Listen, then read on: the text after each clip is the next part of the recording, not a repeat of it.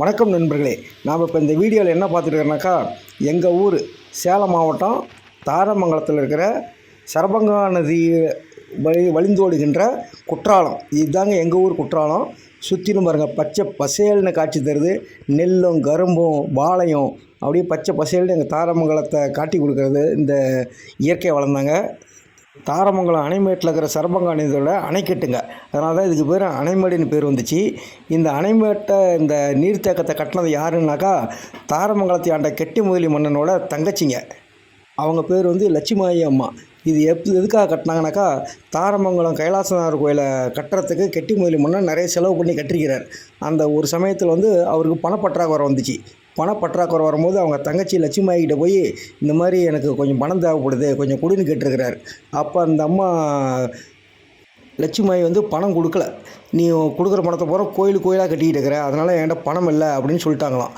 அதுக்கப்புறம் அன்றைக்கி ஈவினிங் அவங்க வீட்டுக்காரர் வரும்பொழுது, இந்த மாதிரி எங்கள் அண்ணன் கெட்டி முதலி வந்தார், பணம் கேட்டார், நான் கொடுக்கல, அவரை திருப்பி அனுப்பிச்சி விட்டேன் அப்படின்னு சொன்னதுக்கப்புறம் அவங்க வீட்டுக்காரர் லட்சுமாயி அவங்க வீட்டுக்காரர் சத்தம் போட்டு, போய் முதல்ல உங்கள் அண்ணனுக்கு பணத்தை கொடுத்துட்டு தான் நீ வீட்டுக்கு வரணும் அப்படின்னு சொல்லி சத்தம் போட்டு விரட்டி விட்டாராம்.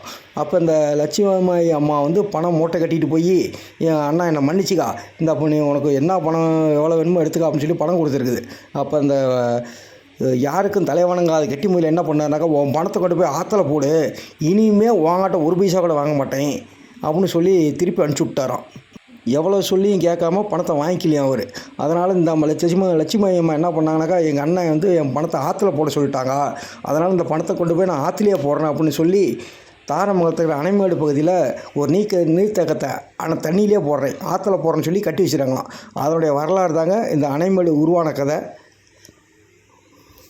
இந்த அணைமேட்டுக்கு தண்ணி எங்கேருந்து வருதுனாக்கா, ஏற்காட்டில் மழை, அதாவது வருஷத்தில் ஒரு தரம் 2 தரம் மழை அதிகமாக பெய்யக்கூடிய காலத்தில், இந்த மாதிரி மழை வர்ற சமயத்தில் ஏற்காட்டிலேருந்து வர்ற தண்ணி போகாமல் ஓமலூர் வழியாக சரபங்கா நதி, அது வழியாக தாரமங்கலம் எடப்பாடி இப்படிலாம் போகுதுங்க. அந்த சரபங்கா நதியோட அணைக்கட்டு தாங்க இது. எங்கள் ஊர் குற்றாலங்க. இது அதாவது தண்ணியோட சத்தம் பட சடன்னு கேட்குதுங்க. அதாவது குற்றாலத்தில் எவ்வளோ சத்தம் வருமோ அவ்வளோ சத்தம் இந்த நீர்த்தேக்கத்துலேருந்து வருதுங்க. நிறைய பேர் பக்கத்தில் இருக்கிறவங்க, பக்கத்து கிராமத்தில் இருக்கிறவங்களாம் வேடிக்கை பார்க்குறதுக்கு ஸ்கூல் லீவு இந்த சமயத்தில் நிறையா வராங்க. வந்துட்டு இந்த நீர்த்தேக்கத்தில் இந்த அருவியில் குளிச்சுட்டு சிறப்பாக கொண்டாடிட்டு போகிறாங்க. இது மாதிரி உங்கள் ஊர் பகுதியிலையும் ஏதாவது அப்பப்போ வரக்கூடிய நீர்த்தேக்கம் இருந்தால் சொல்லுங்கள்.